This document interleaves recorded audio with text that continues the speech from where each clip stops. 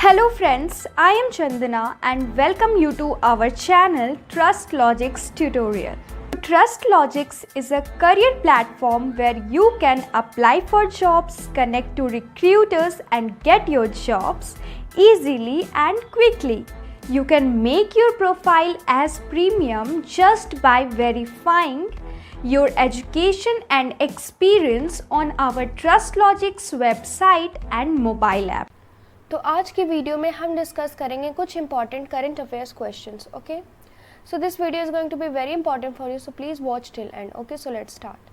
So today's first question is, what is the estimated GDP growth forecast for India in 2021-22 as per the Oxford Economics? Oxford Economics के according Bharat की GDP growth forecast 2021-22 year में कितनी है? So here are the options: 10.9%, 11.1%, 10.2% and 11.5% and 12.1%. So here the correct answer is 10.2%. The global forecasting firm Oxford Economics has revised downwards the GDP growth for India to 10.2% for the fiscal 2021-22. तो 2021-22 year के लिए भारत की GDP growth global forecasting Oxford economic के according कम हो गई थी up to 10.2%. Okay, so now goes the next question. What is the rank of India in the SIPRI military expenditure database for the year 2020? SIPRI military expenditure database में 2020 में भारत की rank क्या थी? So here are the options: 10th, 6th, 4th, 3rd, 1st. So here the correct answer is 3rd. India has retained its position as the 3rd biggest military spender in the world in 2020, according to new data titled SIPRI Military Expenditure Database published by the Stockholm International Peace Research Institute SIPRI. Okay, Bharat को कौन सी position मिली? पूरी दुनिया में 2020 में भारत को military Spender में 3rd position मिली और सिप्री मिलिट्री एक्सपेंडिचर डाटाबेस के अकॉर्डिंग, जो कि किसके द्वारा पब्लिश किया गया था? Stockholm International Peace Research Institute SIPRI. Okay, so now goes the next question. Here the next question is, the Shivalik small finance bank limited has received the licence under which section of the RBI act to begin operating as SFB? SFB की तरह small finance bank की तरह काम करने के लिए Shivalik small finance bank ने कितने लाइसेंस जो रिसीव किए वो किस आरबीआई एक्ट के सेक्शन के अंडर के, किस सेक्शन के अंडर के, आरबीआई एक्ट के किस सेक्शन के अंडर उन्होंने ये लाइसेंस रिसीव की? So here are the option: section 22(1), section 21(1), section 25(1), section 21, section 23(1). So here the correct answer is the UP based. So here the correct answer is 22(1). Okay, the UP based Shivalik small finance bank limited commenced operation as a small finance bank with effect from April 26, 2021. The bank has received a license from RBI under Section 22(1) of the Banking Registration Act 1949 to carry on the business of a small finance bank in India. UP based इस business में small finance bank, Shivalik small finance bank में, जो कि 26 अप्रैल 2020 से existence में आई थी, तो bank को आरबीआई एक्ट के अंडर सेक्शन 22 के अंडर, उसके बैंकिंग रेगुलेशन एक्ट के 1949 के अंडर ये लाइसेंस मिली थी. Okay, so now goes the next question है. The next question is, the workers memorial day is celebrated on. Workers memorial day कब मनाया जाता है? So here are the options: 27 April, 26 April, 28 April, 25 April and 24 April. So here the correct answer is 28 April. The Workers' Memorial Day, also known as International Commemoration Day for Dead and Injured Workers, occur every year on 28 April. Okay? Workers' Memorial Day जो हर साल मनाया जाता है 28 अप्रैल को. International Commemoration Day dead और injured workers के लिए ऐसा करके ये मनाया जाता है 28 अप्रैल को, workers memorial day. Okay, so now goes the next question. Here the question number 5. The ILO observes the World Day for Safety and Health at Work on which day? ILO को World Day for Safety and Health Work किस day पे मनाया जाता है? Okay, world day for safety and health at work ये किस day पे मनाया जाता है ILO की तरफ से? So here are the options 25 April, 26 April, 27 April, 28 April and 29 April.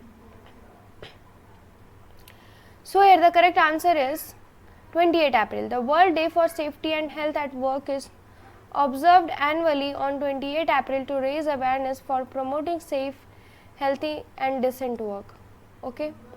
World Day for Safety और Health at Work के अकॉर्डिंग 28 अप्रैल को देखा जाता है as a to raise awareness for promoting safety, healthy और डिसेंट वर्क को प्रमोट करने के लिए ये डे मनाया जाता है. ओके.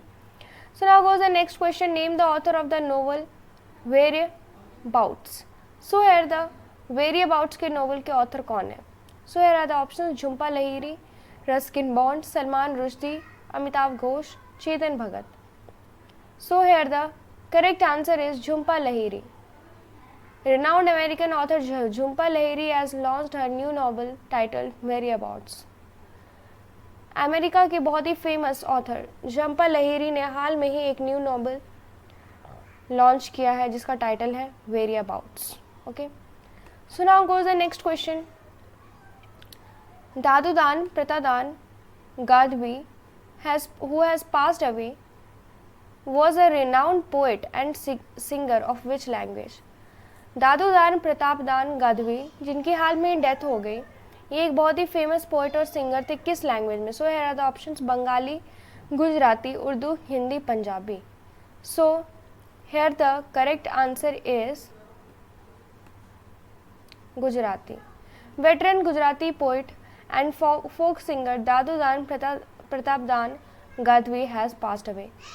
गुजराती के बहुत ही फेमस पोइट और फोक सिंगर दादूदान प्रतापदान गादवी की डेथ हो गई. Okay. So now goes the next question.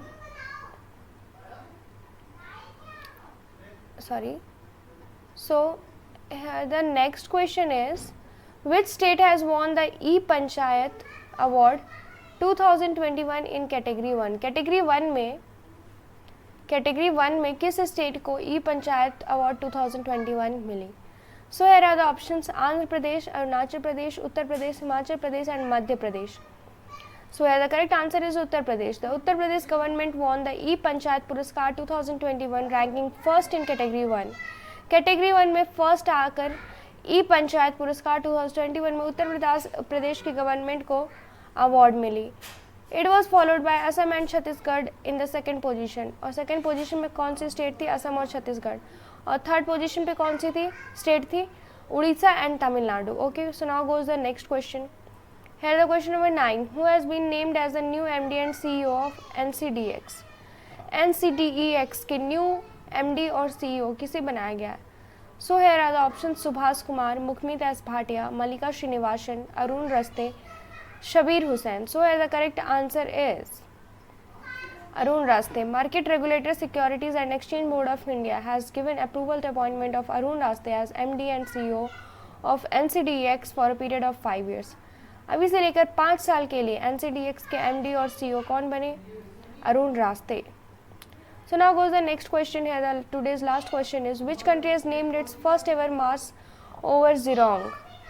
First ever Mars किस देश ने फर्स्ट एवर मार्स रोवर ज़ुरोंग किस देश ने फर्स्टली नाम किया ये?